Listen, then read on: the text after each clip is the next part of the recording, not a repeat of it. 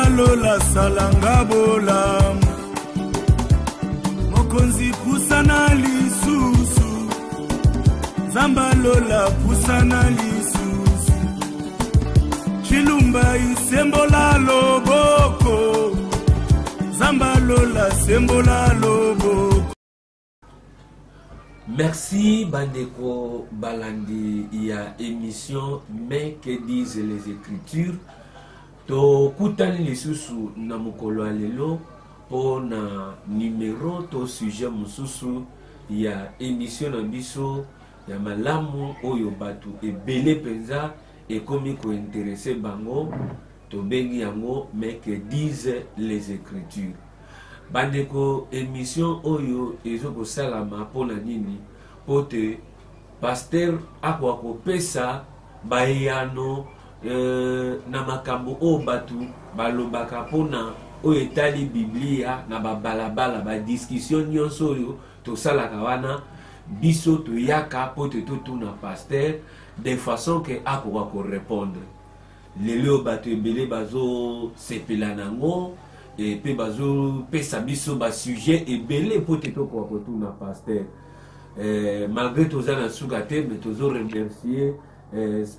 pasteur na biso na cadre kitoko oyo azoko offrir biso et surtout pour la disponibilité na ye et na sens na ye oyo azoko répondre na mituna nyonso oyo biso tozali kotuna ye mutuna tabu ezate pa na ye et tango ye azoko répondre biso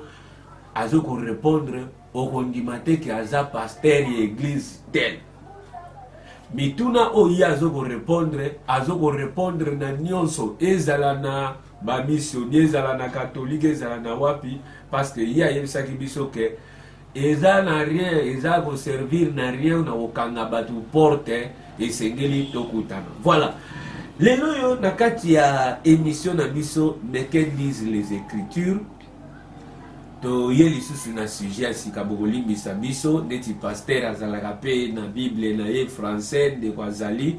l'église et les ministères au temps de la fin, c'est-à-dire sujet to ye nango lelo yo ecclesia na misala ya Nzambe awa na tango oyo ya suka to yeba pour la nini tango ya suka. Alors na yango bandeko to ko perdre tant toza déjà liboso ya pasteur na biso boyebi bien pasteur Pierre Ngando bandeko numéro ezala kaka auto affichaka na se pasteur Pierre Ngando mbote mingi na yo. Mbote papa journaliste. Vraiment tozali ko sepela makasi ndenge ozali koyamba biso tango nyonso mais vraiment totunaka nanu question ya liboso ezala kaka koyeba boni santé na yo pe boni santé ya bapate oyo ozali ko bate. Ah, merci mingi papa journaliste. Nangolo Nzambe tozali na santé malamu pe libota ya bana Nzambe ezoko tambola malamu. Pe tozo tombela bango au tokomi na kati ya suka mbula 12e mois o batu bazo banga kokota boye mabe tozo lobela bango ete loboko na Nzambe eza likolo na bango eza likolo mboka na biso abandundu ya église abandundu mobimba bana Nzambe to bakonzi na biso batu nyonso Nzambe abatere biso tosi sambula oyo na kati ya kimia pe na bolingo na Nzambe. Voilà, merci pasteur. Alors pasteur sujet na biso ya lelo ezali l'église et les ministères au temps de la fin. Bandembo kolimbisa biso momuke tozalaka na interprète na biso pasteur ndi mutakosenga na yesu ki ako interpréter sujet ndenge nini na lingala et kozala penza bien. Alors pasteur sujet wana topomi yango eza pamba te parce que wana tozana kokende na question ya liboso déjà pour to perdre tenter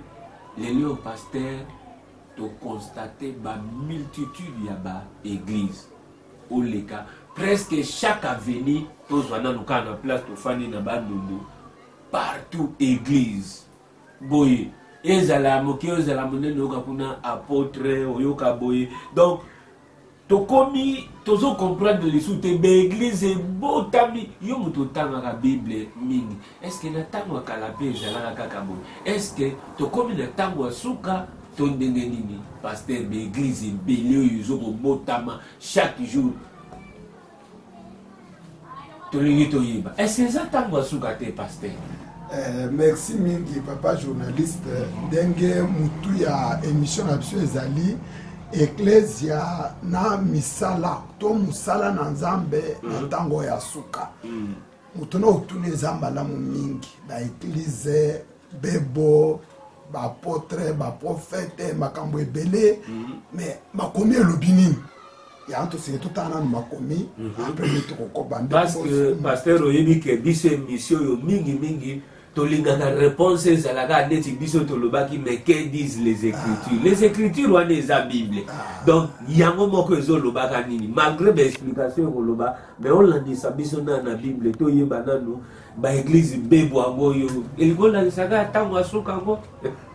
Merci papa journaliste. Nakanisi émission tango ekokotela biso mingi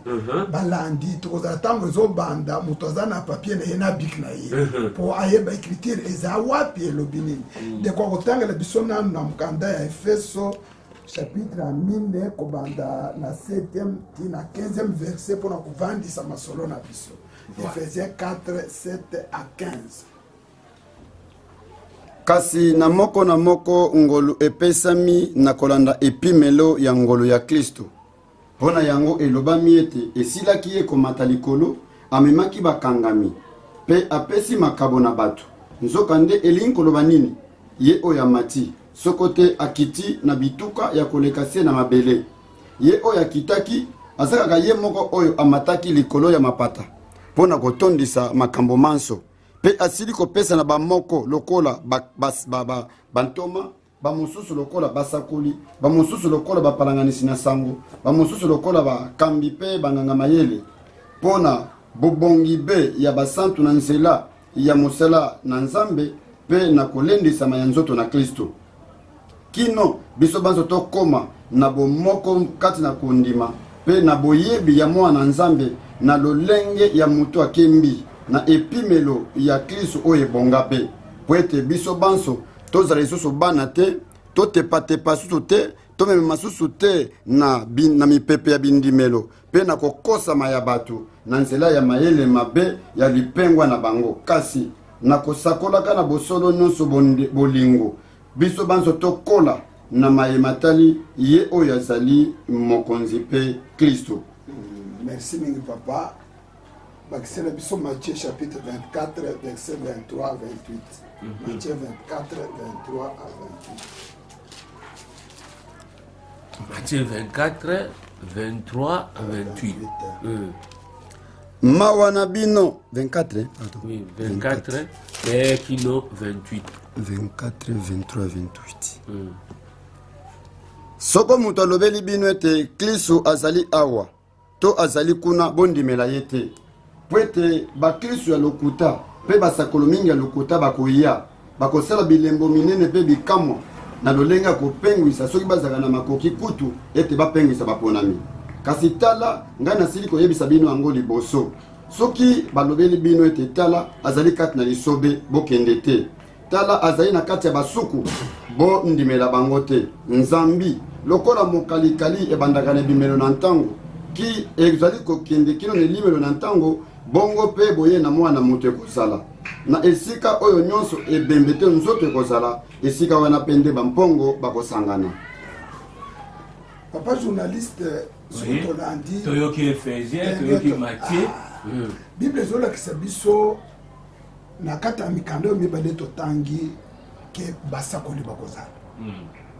ya lokuta pe ya solo nzamba kotinda basakoli bakozala. Mais autre comme lelo et pensé na mboka ezali dit au fait que basi eleki. Quand on ba le temps de la fin on est à FINT. Et comme c'est le temps de la fin FAIM. Zala. Quand vous allez les kimingi na kati ya batu makambo ya Ecclesia et comme le kula mbongo. Dès que le comme pour réussir, il faut qu'on ait la politique,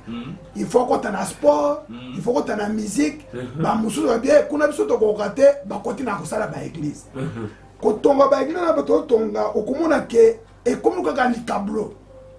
Na kati ya l'église, les lois ezaka makambo mbongo, basi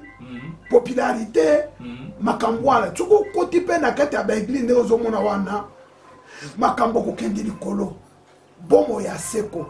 baexigence ya nzambe mpo moto abikisama asala boye te makambo wana ekomi secondaire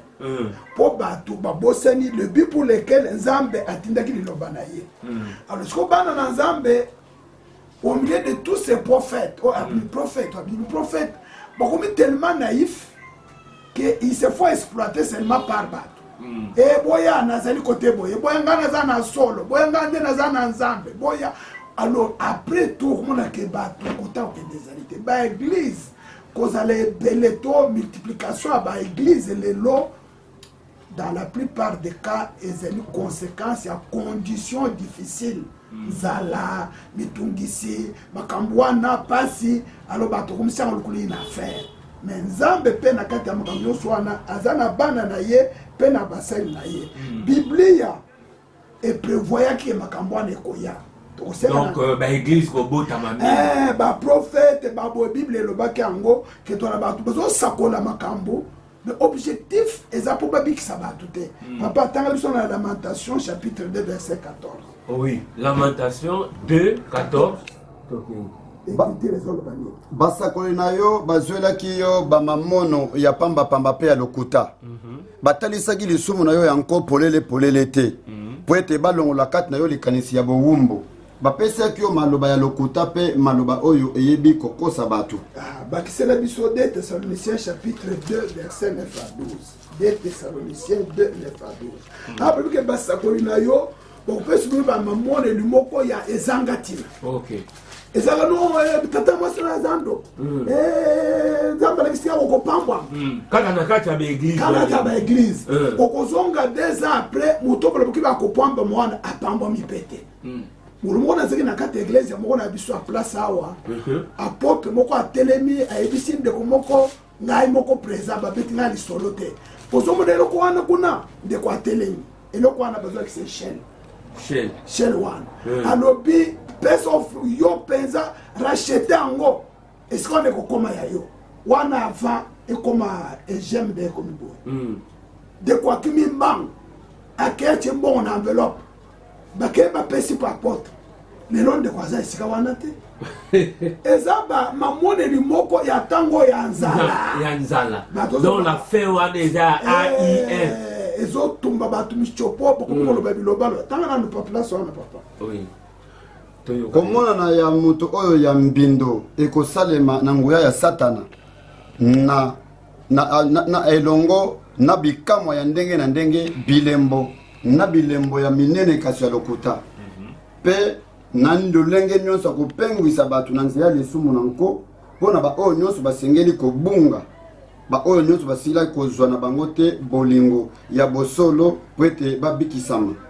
mpe nzambe asili kotindela bango nguya moko ya kobunga nzela po ete bango bandimela na bango makambo ya lokuta po ete bango nyonso bandimaki na bango bosolo te kasi basepelaki na makambo ya bozangi boyengebene po yango wana basili makambo esili kopamela bango biblia ezolakisa ke na mikolo ya suka basakoli bakoya bakosala misala moko minene ya kokamwisa bato me bakozala ya nzambe te lokola bato bakoboya solo ndenge tozotanga biblia boye bamosu ezokota bango te me balingi masuka mbo alukuta oyo ezosala bango matoi kitoko okozwa visa ye azwa nano visa to azopesa yo visa ndenge nini okokende poto soki yango nde tozokosukuluka na kati ya eglise baministre bakosalela na kati ya eglise na biso baprésident bagénéraux bango baza na visa ya mikolo nyonso non objectif ya nzambe eza biloko wana te biloko wana ekoakompagne yango boluka nanu bokonzi ya likolo na boyengebelele yango makambo nyonso etikali na kopesa bino ntango bato balingi bosolo wana te nzambe ye moko azokitisa molimo oyo ya kopengwisa l'esprit d'égarement yango kaka motu moko baba oyo atyekaka mbundao abeti oni bato baye batondi nzambe moto ozotya molimo wana lokola bolingi solo te alors bonji balukuta ona motu makambo ozosala tina te me bato aza na mais papa tina te ndenge nini au moment où yo ozomona ke na kati église wana pe azo utiliser ka bible oyo biso tozana kotanga awa et pe azo kotanga azo kolimbola ezo kokota bato likambo ya biblia tosala émission na ongolo mosusu topesa mo mutuya il est écrit mais il est aussi écrit bible ezoloba na Matthieu 7 elobi ke eza baoyo bakolobanga kolokolo nde bakobikisama te diable azosimbaka bible oyo nganga azosimbaka bible oyo yango nde omoni baeglise ekomi awa mais na kati ya baeglise wana bato nyonso tozalaka te église mais kintumba ezosila te na mboka moyibi ezosila te na mboka kivoyo ezosila te na mboka kindoki ezosila te magie ezosila te bobola ezosila te pourquoi c'est parce que biloko wana molimo ya kopengwisa ekangi bato bazokoma te na solo po solo bible elobaki ke okoyeba solo pe solo ekokangola yo mais soki oyebi solo te okokangwa matamu te. Voilà, pasteur, tozali continuer kaka to comprendre. Donc pasteur yozo beta sete ke to lo bate ke za penza tango ya suka o ya biblia te meza tango ya suka de tinzala eza pe ya suka wana ya biblia ezana pesa na kati mingi ezo sekisa bato makaka. Donc yango wana ndezo sala ba multitude ya ba église comment ebele na kati mo. Mais pasteur na kolanda lisusu yo to koloba ke bato mingi bazo kokanisa ke tango. Alors, merci pasteur. Ma réponse na yo ndenge ozopesa biso toyoki et surtout mingi esengisi biso nzala yango ezosala bato boye mais tant pis à la fin ezali. Alors pasteur na kolanda mpe koyoka bato mingi tolingi toyeba mpe bato bazokoloba ke ntango kutu tozalaki na baprêtre c'est-à-dire babe père, missionnaire, tout encore, prêtre, pasteur, ya missioni, tout le baboye, babike, ezalaki kutu malamu, mais les loyo, trop c'est trop, pasteur, andenge, babotami, et mususu, bazoko lo bakutu, prophète, or que Bible, ezoko souligner que prophète asuka ezalaki Jean. Momo batu olisusu, witi wapi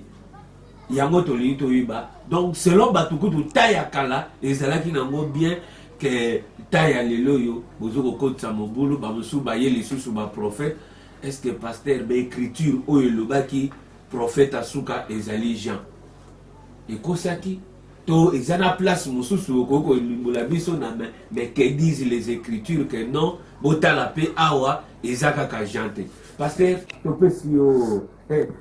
micropote oko expliquer na bandeko nyonso bazolanda biso. Merci mingi papa journaliste mutuna otuni wana eza mama mutuna oko expliquer biso makambo ndenge nini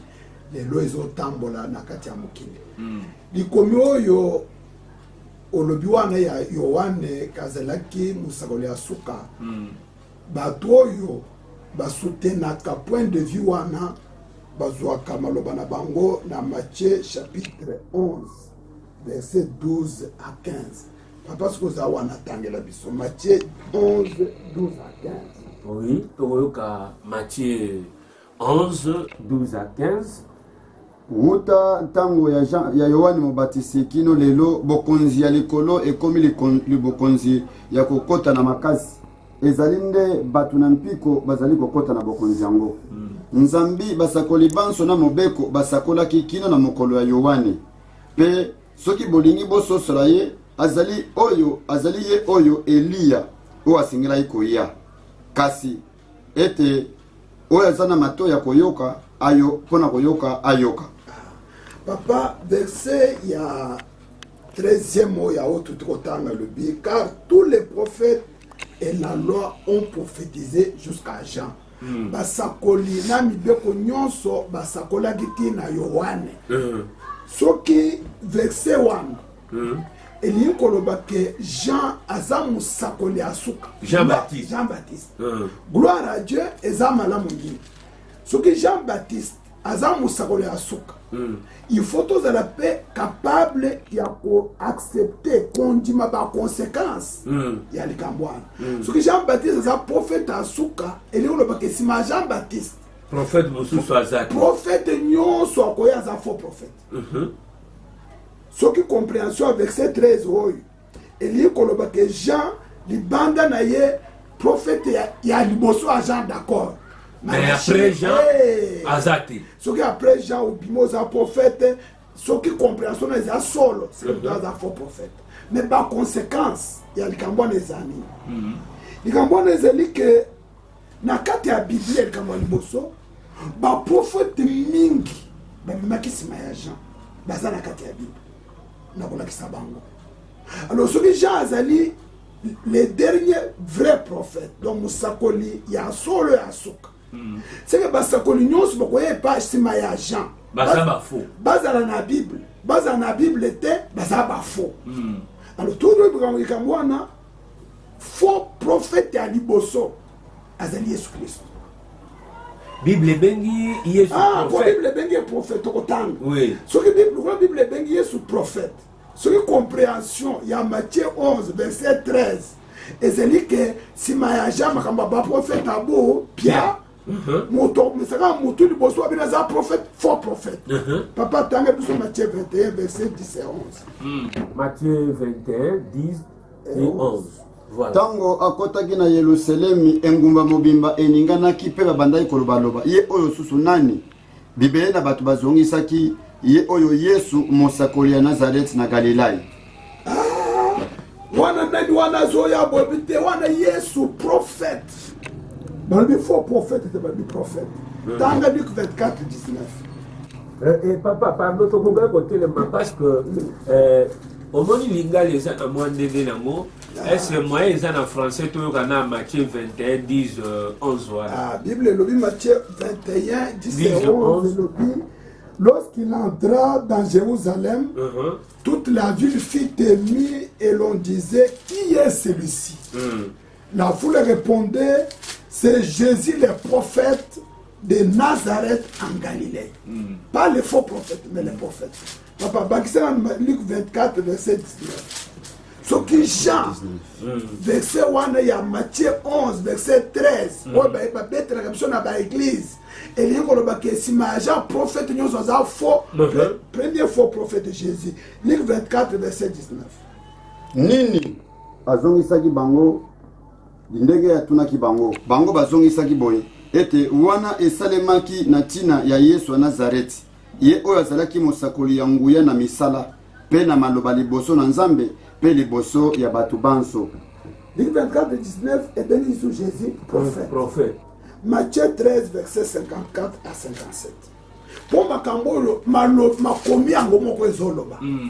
Pour le cas Yesu te a toujours succès na Yesu to ko te na ba prophète musu poto mona ke kaka na Bible. Mais papa en attendant que y attendre. Est-ce que vous avez que Moutou Yopé a l'obaki que prophète a su que Zelaki Jean et Zapeka a été dans le Nouveau Testament et Zab Matthieu ou Yatambola qui n'a Jésus. La Bible est le bien que les commis moko na kati ya Biblia ezon di matin que ba pesa ndimbola ya Moutou yo moko. Tant Yesu lobaki ozoma Yesu bina Matthieu 11 verset 13 que Jean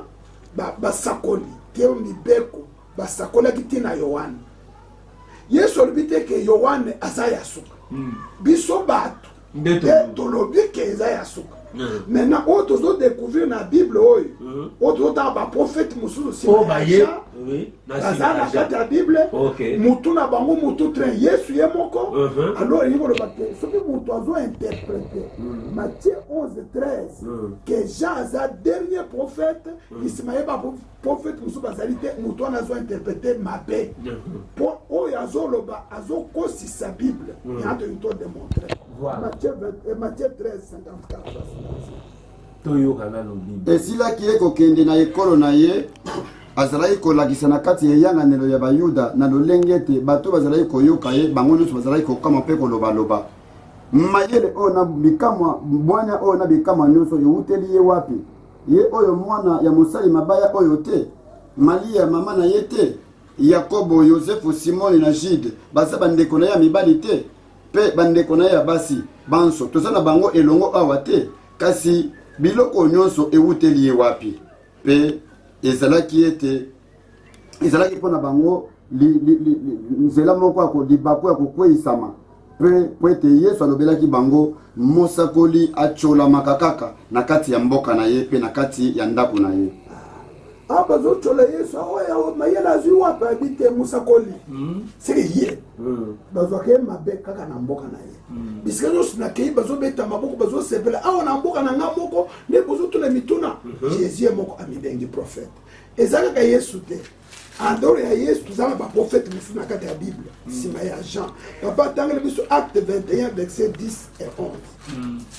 acte 21 10 et 11 so yokana lisusu nini bible acte 21 lokola tozalaki wana bato mikolo ebele mosakoli na nkombo ya agabis awutaki na jude. papa telemana papa Julie sozoko wana oui mosakoli kombo agabis babite mosakoli alukuta mosakoli continue papa verset pe ayaki kokuta biso azwaki mokaba ya polo pe akangaki makolo pe maboko pe alobi tala oyo molimo mosantu alobi mutu oyo azali kolo mokaba oyo bayuda bakokanga ye na lolenge moko na Yerusalemi pe bakokaba ye na maboko ya bapagano. bakisa acte 15 verset 32 baprofete mosusu tomuli yesu prophète agabis prophète bakisele biso acte 15 32 bana nzambe bazwa bososo donc oyo nyonso baye na nsima ya Jean andoro ya bamose ya baélisée avant voilà mais après Jean Baptiste yesu abimi ye moko prophète agabis prophète tanga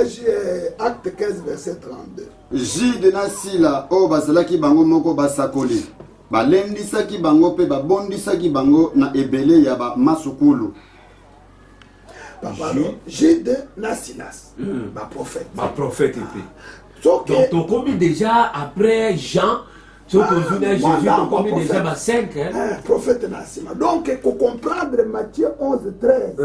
soki mutu aza sincère des fois ezalaki ignorance tokomi wana eza bato bazali des pécheurs volontaires bamosusu involontaire yo papa pasteur papa apôtre soki oyebaki likambo wana te yebake soki ozointerprete lisusu Matthieu 11 13 ke Jean aza prophète asuka ozotia mobulu na kati ya bible wana likambo ya liboso likambo ya mibale soki Jean Jésus alingi aloba na Matthieu 11 verset 13 ke Jean aza prophète asuka alors Jésus akosi biso mpo na nini papa zonga na acte na Ephésiens chapitre 11 banda verset 7 kende wana to découvrir likambo wana Jésus asali makambo ya boye mpo na nini Ephésiens 4 à partir verset 7 4 7 kasi na moko na biso ngolu esili kopesama na kolanda epimelo ya likabo ya Kristo yango wana elobami boye esilaki komata likolo amemaki bakangami pe asili kopesa makabo na bato nzoka nde elingi koloba nini likambo oyo amataki soki te akitaki na bituka elekise ya mabele ezala nanu papa amataki seke eza nsima ya Jean mpo Jean akufaki yesu aza nanu awa Efesia alobi ke nsima ye kokufa kokita na se amataki amemi bakangami asobi donc likambo wana esalami nsima ya Jean asi akendaki papa continue ye oyo akitaki azalaka ye moko amataki na likolo mpo na kotondisa makambo manso pe asili kopesa na bamoko lokola bantoma bamosusu lokola basakoli bamosusu lokola bapalanganisi na sango basusu lokola bakambi mpe banganga mayele telema atawana omeke Jésus bolobi ke nsima ye komata asopi makambo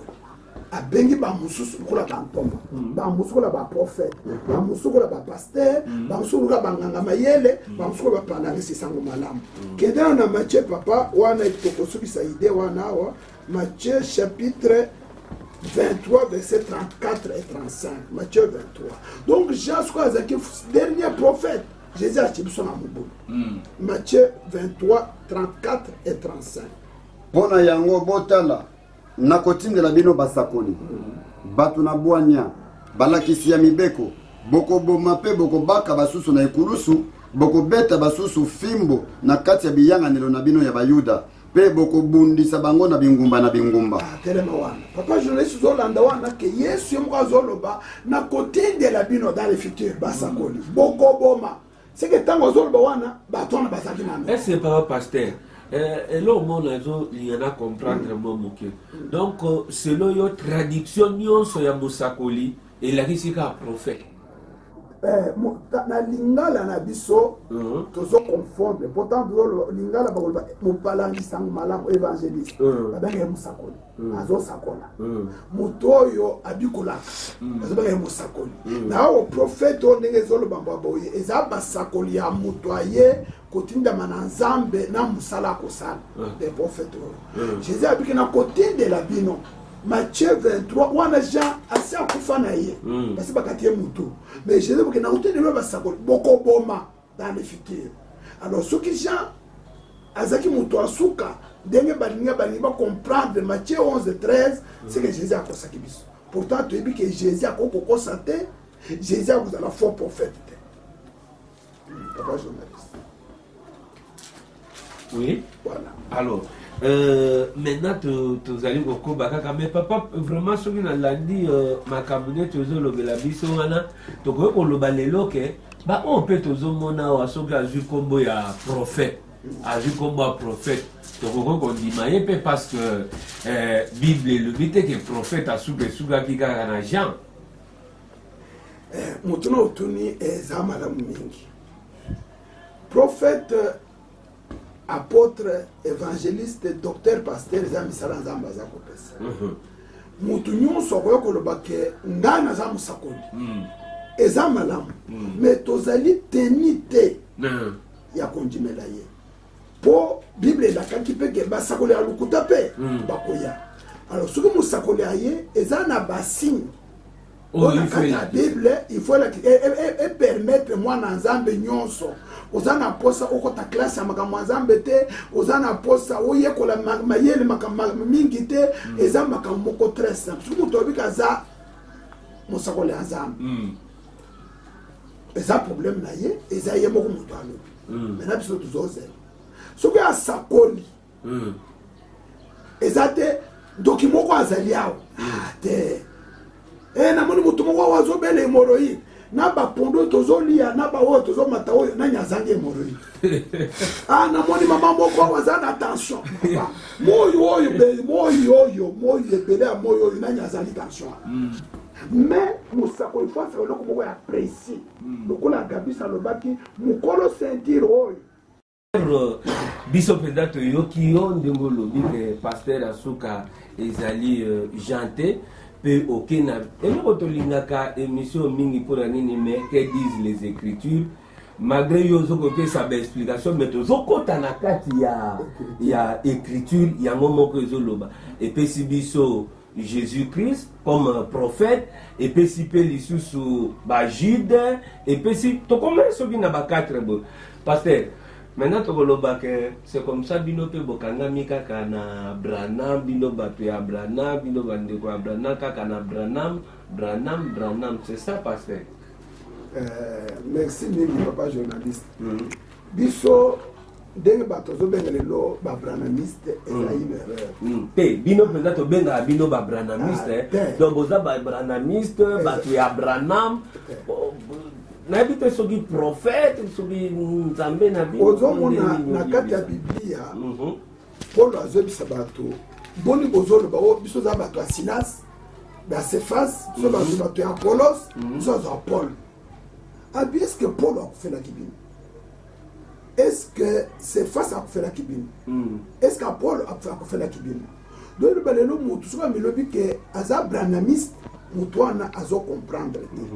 Eza ko benga batu bazo benga na ndenga ko chona. Est-ce que pasteur oyo kangona rote? Zalaka Branhamiste.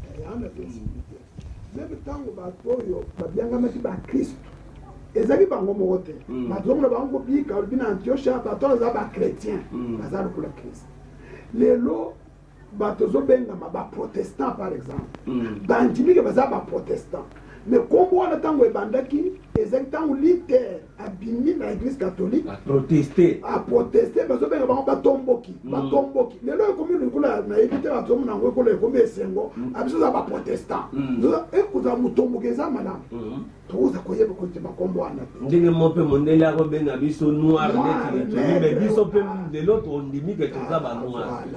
yango omoni bato baprotestant bandima bakimbangiste bandima biso tondimi te ke toza babranamiste mpona nini mpo branam akofelaki biso te de deux branam aza nzambe na biso te nzambe na biso komona ekolo yesu kristo troisièmement tobatisamaka na nkombo ya branam te nde tolesaki na première émission mais lelo esikomokaka tolobi ke jean todémontre na kati ya biblia makomi elakisi biso ke jean azalaki mosakoli ya suka te alors lelo basakoli bakomi ebele awa mosakoli basakoli na télévision basakoli na bakartier na nsima ya ndako bisakoli ya ndenge na ndenge est-ce que de l'autre epesi nzela ke moto andimela n'importe qui aza komibenga mosakoli te papa journaliste bino mondimela avec moi biso tondimi branam mpo branam ndenge tolakisi mokolo wana aza na kati ya bible na makomi totangaki tondimi branam mpo branam makambo azoloba ezali babisakolo ya tekeno bandoki bazali awa esika ndoki azanga eza wapi o namoni motu moko azobela tension na moyo oyo tension eza ebele mama moko aza na gastrite na bapondo tozoli ezanga mafuta oyo gastrite eza na bato nyonso mais ntango par exemple mosakoli azobima ndenge bible olobi awa aprofetize alobi mokolo sentire oyo kote bozokende bakokanga yo bakonyokola yo mpolo akomi mpe na jérusalem bakangi ye tozali toza na basakoli atelemi alobi nzambe azolakisa ngai mokolo songolo mbula ekobeta makasi nzete tele kokweya ntango kokweya na airtel ekoboma bato olingo bika ere wana banga nzela wana tokomi mokolo wana na 15 heures mbula ebeti nzete wana esa nini ekweyi na wamba mosakoli alobaki mosakoli fo aloba makambo moko vérifiable. C'est pourquoi le temps où tu as télémikaza mosakoli toza na makambo mine tokolandela ye likambo ya liboso il faut makambo azoloba wana ezala solo ekokisama mosakoli ekozala te kaka ndenge kaka branam te libanda ya branam bato lelo mingi bazokosela branam makambo libanda ya branam basakoli bakokozala nazotanga branam ye moko kolakisa ke lelo bato bazokende mosika soit baza baignorant soit bazali bato bazali incapable ya kobika makambo oyo bazondimela branam aza l'unique prophète te papa nazotanga na exposé page 320 olandela biso likambo wana 320 exposé lobo boye avant de conclure yambo etena sukisa cette section sur les messagers de l'âge de la Odyssée, nous devons considérer sérieusement les deux pensées suivantes. Premièrement, cet âge aura un seul messager prophète. Apocalypse 10:7 dit, quand il sonnerait de la trompette, dans aucun âge, Dieu n'a donné à son peuple deux prophètes majeurs en même temps. Il a donné Enoch seul. Il a donné Noé seul. Il a donné Moïse. Lui seul avait la parole. Même si d'autres prophétisaient. Jean-Baptiste est venu seul. Or, en ces derniers jours, il doit y avoir un prophète. Et la parole infaillible dit que c'est lui qui révélera les mystères aux gens du temps de la fin et qui ramènera le cœur des enfants au Père. Amen. Je conteste cette affirmation disant qu'on aura une révélation collective. Papa journaliste, oh, je ne nie pas que des gens prophétiseront dans ces derniers âges. Et que leurs ministères peuvent être corrects et le seront. Je ne nie pas qu'il y aurait des prophètes comme à l'époque de Paul. Où il y a eu un prophète nommé Agabus qui prophétisa une famille. Je suis d'accord que c'est vrai. Na ele komoko na moko musakola munene wazo na liloba na programme nzambe pona mukolo wana azamoko lukula Mose lukula Jean-Baptiste lukula Enoch mais ba misusu pe ba mais na mi pazolo ba musu bazali bazo benga ba prophète mineur brana malbi na zolo bate bakozala te bakozala pe ministère na banko ekozala sol lelo bana nzambe mingi so ka prophète surtout bana nzambe ozona be message à frère Branham so bata ka prophète a faux prophète yo zo bakisa faux ponani Branham malbi ba prophète mike wana bakozala lukula Agabus bako prophétiser makambo précis likambo boye ekosalama esalami likambo ekosalama esalami voilà comment makambo wana ezali makambo wana ekosalama bongo na eloko moko na moko. Voilà, merci pasteur tozali kokoma bolimbisa mwa moke yango wana pasteur soki tolandi ndenge olobi boye ke Branham alobi ke ye moko alobi que ba prophète bakozala parce que Nathan bapesaka te des prophètes ya minene dans sakolomi balé ya minene na mbala moko. Donc avant que tu passer na motula na biso asuka c'est que tu boye koloba ke Nathan wana pe yazalaki ye moko. Branham Nathan wa pokwa moto aye na liloba ke nzambe ayibisinga boye makambo na ene tolobaki azobatisa moto likolo ekiti lipata monene bato kama mine bavandi nzambe alobi ndenge natindeki yo wani mobatisi kobongisa koya na mbala mibi ya liboso nazotinda yo na liloba na kobongisa koya na mbala mibale wana ezaye moko. Mais tango ya zawana elingo lobake makambo ba prophète esili te Agabus akoko sala pe wana Jude akoko sala pe wana Silas akoko sala pe wana mais liloba nzambe central oyo kola kisanzela ezaboye na ele komoko na moko ezabomemisa na mutu moko pe na ele koyo mutu komole William Branham de azana liloba papa ba bazo ba prophète boy prophète ko landi bazana liloba boy bazo lobate baza ba prophétiser donc kaka bisakoli mais mukano ya nzambe pona vision exacte. Alors papa parce que to witi ko landa nyoso ndenge ozoloba wana mais maintenant to ko loba boye to loba que tondimela bango nyonso ba prophète wana ezala ba oase anzete ezala nini parce que yo moko o démontrer on l'a ici pene to lobi mais que disent les écritures on l'a ici na ba écriture que Jésus aza asukate Jean-Baptiste azalaki asukate otangi pe na Bible donc ba prophète bazali to moni pe on l'a ici biso ndenge nini boza bato Abraham te mais pona nini bolandaka boyokaka message wana. Alors lelo na lobake conclusion to boyoko lobake to yoka ba prophète nyonso to ndimela bango pope bazo sala makambo bazo bikisa bazo lakisa tata mwasi asalaki yo boye nyonso wana parce que tala mali lobo to biko ko sendela wiza wana. Papa journaliste mutuno tuneza na mutu ya mingi lelo basakoli bakoko zala tant mutu albika zamu sakoli zambo alaki basakoli wana alaki pe apeswe mayele ya kweba po bayan kutaba kozala Bible bina mikolo asuka ba faux prophète bakozala ba faux prophète présence na bango ezoko anile makambo ba vrai prophète te. Alors to kweba ko ezali alukutandenge nini oyo aza solo ndenge nini eza na ba critère ya liboso soki mutu alobi kaza prophète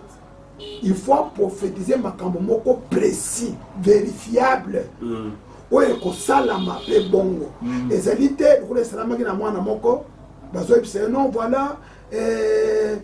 mama nazomona yo ndenge ovandi wana oza na problème ya kobota bazobloke kobota na yo eza tata mwasi mwana mwasi oyebi tika bulukuta na yo nga nabota eske nabali moto abala nanu te wana eza lukuta profete ndenge wana aza mokosi profete makambo eza lokuta 1+1 égale 2 profete moko aprofetisaki likolo ya mwana na nga moko amoni ye nzambe alakisi ye okoma mokonzi monene na mosala ozosala wana okoma mokonzi monene nazomona directeur na yo na sous directeur aza monene mokuse boye azobloke yo kozala motu monene na mosala te asilisi lokola mwana na ngai azalaki bien enseigné atobi papa likambo ozoloba wana eza bien mais mosala ozoloba wana na matagrade nazala ndo ata engagé te nasalaka kuna te na matagrade ndenge nini nakozala directeur na sous directeur ndenge nini nga nasalaka kuna te motu wana azoprofetize wana amonaki mwana wana azoleka na salopete ya service wana akanisiki asalaka de azwaki salopete abato alati donc mosakoli kambo ya liboso ta moto ya liboso ifo yeba lisakoli na ye est-ce que ezali sor ekokisami d'accord pasteur oza na koloba ezanga bamosusu mpe nayebi te soki kuna epano esalamaka te booprie olobi frère ntango nazoprie nzambe azolakisa ngai boye mpo na yo mo biloko wana tokoondima ngo ozosambela ntango moto alobi azosambela amoni nazomona okomi motu monene okomi na mbongo nzambe azolobela nga boye nzambe alobeli ngai nzambe alobaka mais sikoyo kobeka eza ya nzambe to eza nzambe te ndenge nini ntango esaaccomplir wana likambo ya liboso sikoyo esaaccomplir te ekokisami te ata moto ngo azwaki maseka tie na moto lokola na mokanda ya michel ata moto ngo akilibite arole par terre lokola sedesias soki kambo wana ekokisami te eza lokuta profete wana eza mpe profete ya lokuta tokotanga sor na bango ndenge nzambe azoloba bakosala bango ndenge nini na kati ya bible deuxième chose moto asakoli likambo wana ekokisami namoni ozosala bo namoni baisao libala moko kitoko obali te effectivement obali mpe eza bien mais elingi oloba teke mosakoli wana eza ya sor ozobanda kolanda ye bible ebi soki asali bongo wana tokotanga na kati ya Deutéronome soki mosakoli ye asakoli likambo alobi ekokisami te aza mosakoli ya lokuta 2 alobi likambo wana ekokisami nsima banda koyebisa yo no tokende pa banzambe mosusu nzambe aza liloba omoni moto aye asakoli esili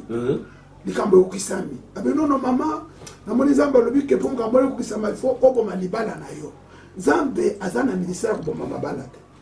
mingi basakoli bazoboma mabala wana basi oyo bazoboma mabala wana lobi bazokoma basi na bango nzambe aza na makambo ya ndenge wana te oyo lisakoli boye likambo ekokisami kabona na famille na yo nzambe ipo kabona ba famille na biso te nzambe ipo asangisa biso ozomona na moni boye awo sikoyo kopesa lisusu bato mbote te bible na Matthieu 5 pesa bato mbote na baoyo bayebi yo te na balingaka yo te alors mosakoli azosakola makambo ezokokisama me maloba azoloba ezali kokende na libanda ya bible bible elobi ni papa tanga biso na Deutéronome chapitre 13 verset 1 à 5 soki kati na yo mosakoli to moloti ndoto moko atelemi balakisi yo elembo to elembo moko ya monene mpe ekokisami elembo yango wana oyo alobelaki yo kasi abakisi ete tokende pa ya mwatu banzambe moko boye oyo oyebi te mpe tosalela banzambe yango wana yo okoyoka maloba ya mosakoli to moloti ndoto oyo te po ete ekozala yawe nzambe na yo nde azali komeka yo mpona koyeba soki olingaka yawe nzambe na yo na motema no mobimba mpe na bomoto akati na yo nyonso yo kokende pa ya yawe nzambe na yo bokobanga ye mpe bokotosa mibeko na ye bokotosa mongongo na ye mpe bokosalela ye mpe bokokangama kaka na ye soki mosakoli to moloti bandoto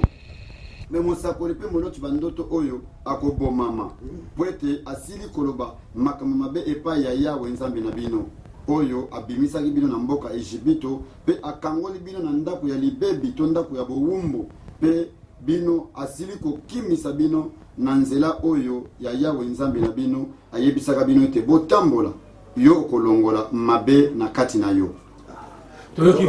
Prophète wana même il faut pas bomaye atona bezo tambola asakoli biloko mabe asoko tro tambola bible lui fallait pas bomaye mais le zali bible tout ba bezo mabanga ba bomaye te il faut pas kimaye batikaye mana ko bomaye mort spirituelle batiki mutalanda ile wana ya mibali ya misatu makambo ya nzambe papa utana biso écriture ngo bible ezolba boye na kati ya Matthieu chapitre 10 verset 7 et 8 makambo nzambe epesamaka ofele papa journaliste comme le prophète comme na ya kopesa $200 awo nazo prophétiser le colonne ye pesa 1000 teka lupango na yo ça pesa nga bijou na yo na prophétiser yo mokolo baka tanga na écriture Matthieu 10 7 et 8 bokende boteya pe boloba bokonza likolo ebelemi bobikisa babeli bosekisa bakufi bopetola bato maladi ya maba bobenga na milimo mabe bozwaki ya ofele bopesa pe ya ofele ozoka nguya na nzambe ozango ofele ministère ozo ofele yo pe pesa ofele bateka prophétie te bateka rendez-vous te bateka likambo nzambe te mais pasteur soki na lobi oloba lisusu wana émission mobimba mais bino pe entre ta moté ya ke mutu na mutu akolia na musala ni azosala bo pasteur akolia nde musala kolia ya pasteur bible echepe mpo makomine ezoloba émission ya biso wana kasi makomi ezoloba makomi ezo prévenir na kati ya musala na nzambe eza na moko na zomi eza na offrande ici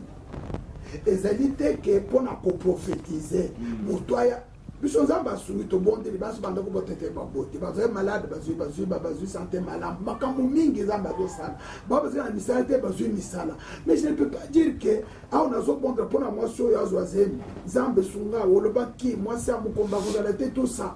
soki mwasi wana abote bon sikopesanga $1000 te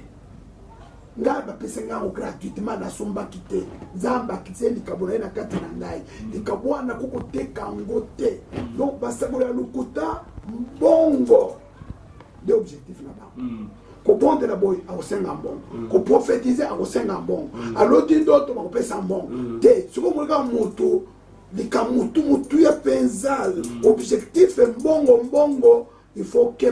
basabola ya lokuta batambola ndeko naza na kobondela mpona baoyo nyonso nalina toza na église eza bien te tolini toza oyo akotia naza kaka na posa ya $200 oyo akopesa likambo na ye napia ye liboko oyo olikola ozoteka batekaka te soki omoni moto azoteka azomarchande makambo na nzambe contre mbongo c'est le signe de faux prophète wana ya misatu ya nini basakoli ya lukuta bana na nzambe bandeko balandi bokeba na eloko ya mine wana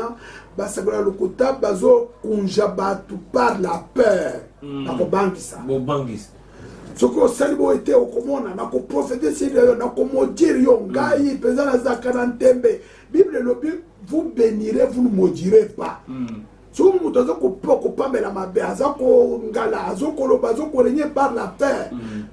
abondeli ozwi mosala okomi mumu na ye sale bokomokabola katikati sumba milke sumba elamba soki osombi te okanisike okokende soki wapi bongo te wana signe ya bafaux prophète bazorenye na kati ya kobangisa bato voilà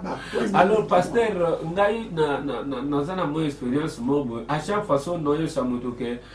pasteur na bino to prophète na bino wana mateya boye en tout cas mateya wana par rapport na ndenge asalaka mabe mingi balobaka kosakana te na moto ya nzambe kosakana te na moto ya nzambe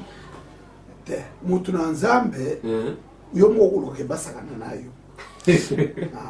oyo moto mosusu bazobenga ye honorable mais aza na sens ya honneur te honorable ekoute par exemple ozoviole mwana bato on te met en prison oza honorable te. Oh excellence, excellence. Aibi ata notion excellence te. Okuti ambeli masanga zo suba na bilamba. Bana bazo embela nze bazo seka ukangi bana wana. Yo mutu zo kanga bango oza na idée wana malamu te. Mutu anzambe zo benga révérend. Mutu alukum. Lukum wana bamba tu ba mi pe ba pesa yo mi pesa ndaku na yo na evangel na yo na misala na yo. Suko za bakuti na nzela révérend ukangi bango ba ozolia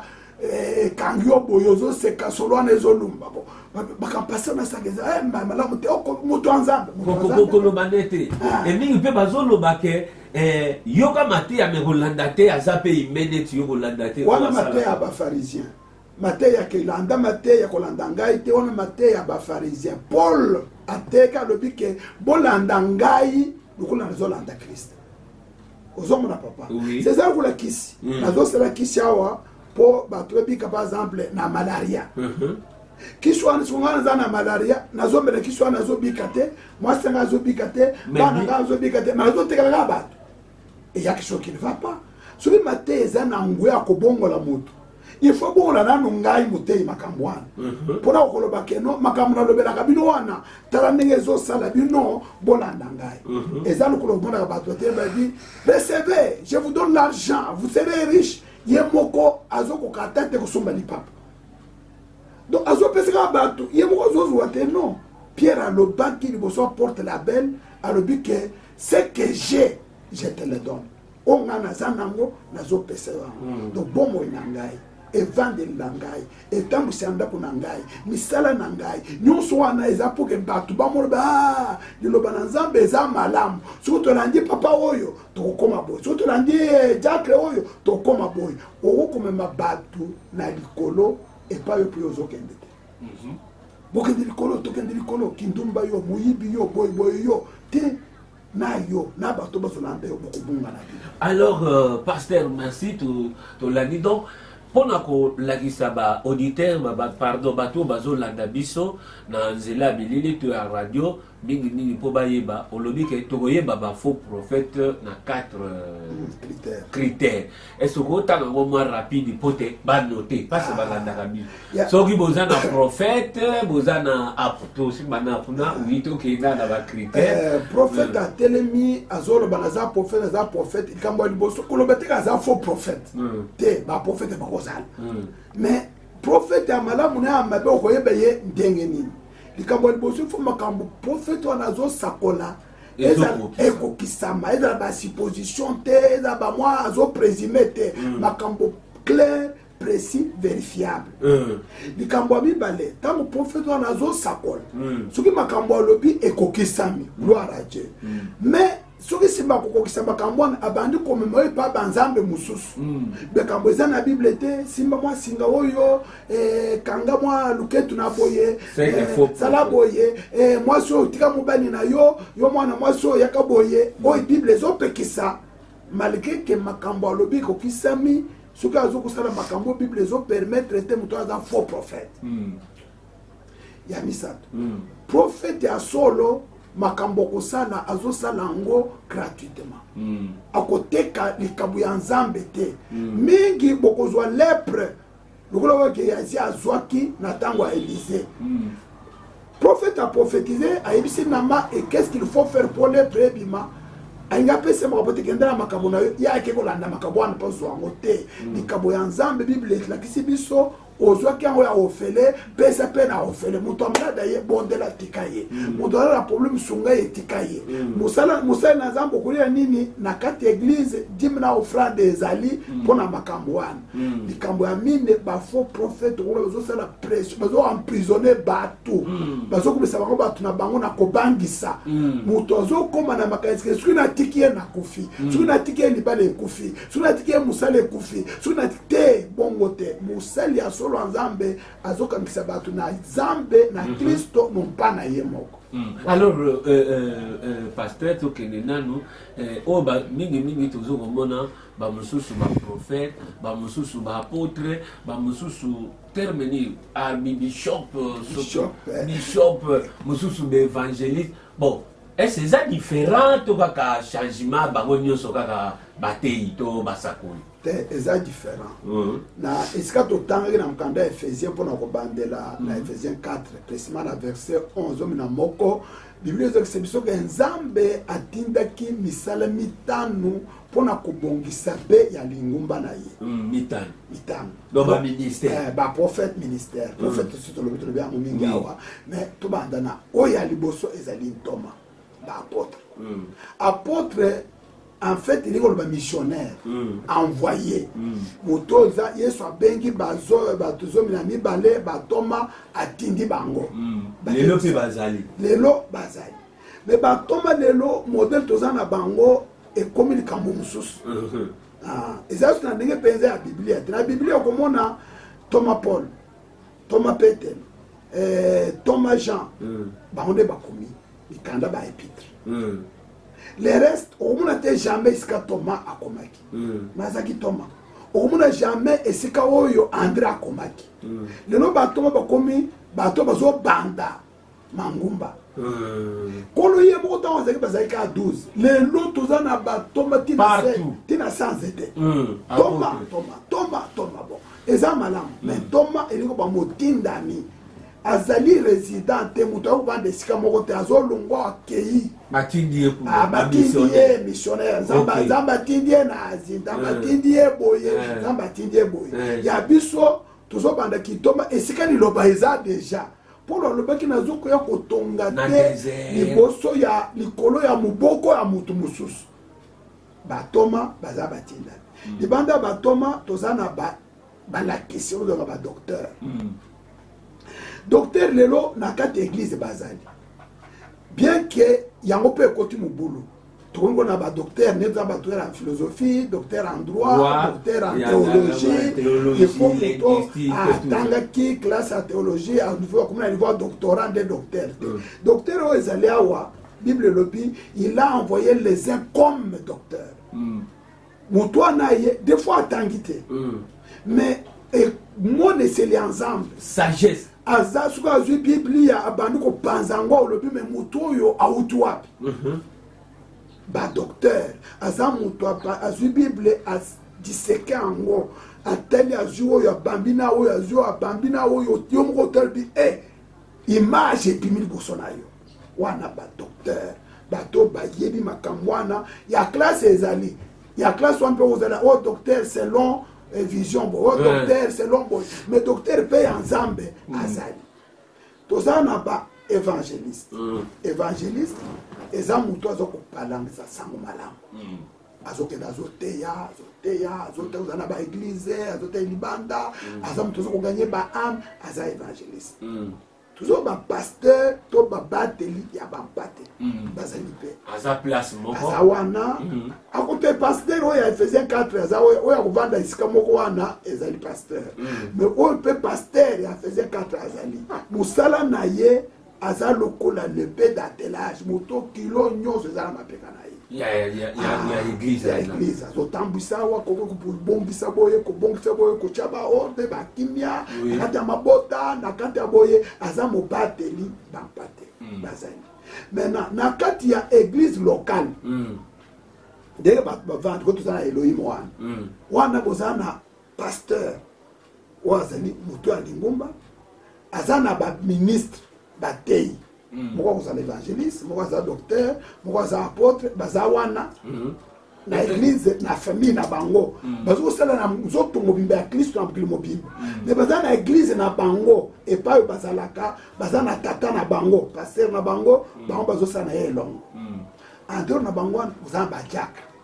epuis namona mpe na bible bakoyo baancien baancien bazali wana soki tokoti mokolo mobimba mpe wana ancien nde bazobenga oza baancien oza na baévêque oyo bazobenga bishop bishop eza kaka évêque mais na anglais eza na bible archibishop nde eza kati na bible te mais bishop ezali bishop eza évêque eza nini évêque ezali fonction ancien aza nango na kati ya église bapesi fonction wana aza kola pasteur local a partir ya ye bana babotami mwana ke par exemple chez église na kabangu mwana musu achena bishala mwana musu asali boboye tant bato bazo zonge papa na bango aza évêque na bango bango baza ba berger sikoyo ancien c'est la fonction du même homme mutwana ye moko nano expérience na ye oye bien ba écriture et vendre la ye ancienneté de ancien mukolo muto akala aza muto asikate l'homme maintenant la fonction ya ancien eza mutu avec fonction ya mutu moko wana bana botami epa na ye bazo epa na ye bazo tambisa bango eza bongo tant par exemple archbishop bon soki mpona koloba ke moto wana akomi koloba baévêque mingi eza malamu okosala bombe na kati ya bible kombo wana eza me na ndenge oexplike diacre te diacre na kati ya église mosala na ye diacre na kati ya biblia ezali ndenge biso lokomi lelobo te lokola promotion te bible elobi na kati ya acte 6 esika mosala badiacre ebandaki paul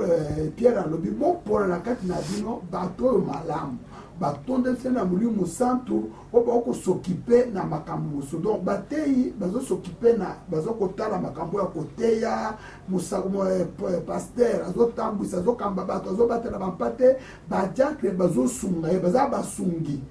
kotia ordre na kati ya eglize kolandisa bana na nzambe kobatisa kopesa communion makambo wana ndenge na ndenge eza misala badiacre bazosala. Voilà, merci pasteur Pierre Ndando, tout comme vraiment dans ce émission na biso, mais que disent les Écritures. Tout soubi saboté, pasteur, na nyonso o biso to solo li awalelo yo, on a posé la conclusion nango pour bandeko bazolanda biso, ba benga ko simba ngo na mutu, mais na koyeba ko conclure. Merci bien papa journaliste na ndenge mutu tout ya émission à M. Zalaki, l'église et le ministère autant de là. Donc, ministère, Natango Andelo, et continue Mubuluming. Et bien, dans Zambie, il faut pas que Nakati a Moussala dans Zambie. Pour le perfectionnement, il y a l'église, Zambie a payé Missalamitan.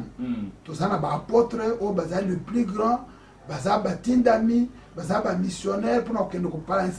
sans malamu kotia ordre na kati ya lingomba tuzana ba prophète o bazali ba tuzamba zo susciter prophète majeur pour na eleko kotindi kola kisanzela ba kotambola ba prophète pa mike bazali to la kiseke ba prophète surtout to ba mingi Paul lelo eleki mingi ba mama binkudi ba mona kalisusu te ba toya nani ba marabu ba mona kalisusu te ba koma na église ba prophète ya ande to lobeli makambwana mingi po bana na Nzambe baza na bokebi soki muto baza prophète eza malamu kolobata za faux prophète mais lande misala zo sala e kolakisa za faux to za vrai to la kiseki 4 points où est kolanda landa makambo azolo befueza la siki ezoko kisama soki makambo ezoko kisama na bana kubakisa ba pratique mususu waza kati ya bible te mateya mususu lo mususu ya libanda kima mutwana okende kobunga na ye ya misatu il faut pas kazala azo marchander azo teka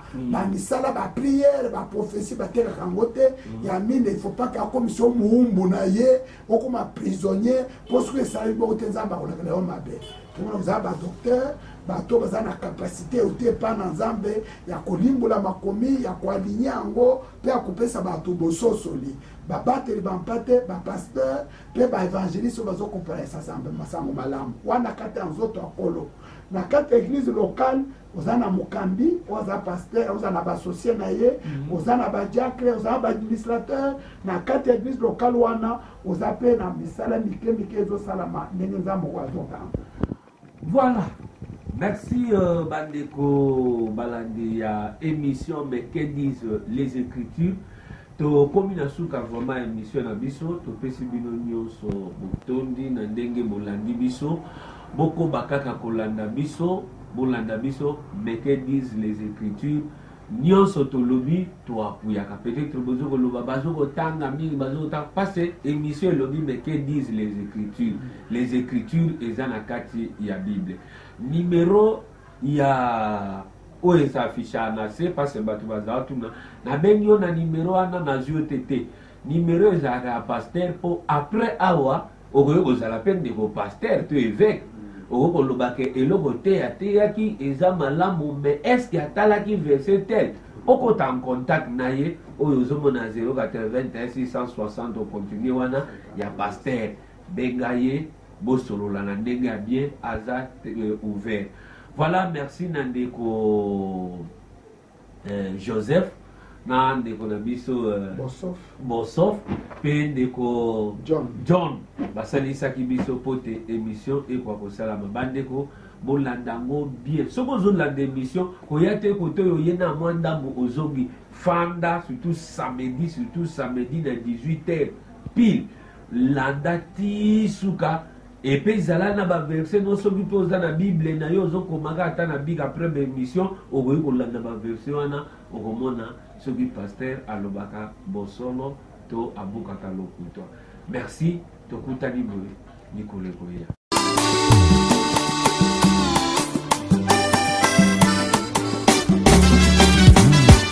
Salanga bolamu Zambalola salanga bolamu Mokonzi pusana lisusu Zambalola pusana lisusu Chilumba isembola loboko Zambalola sembola loboko Sembola loboko Sembola loboko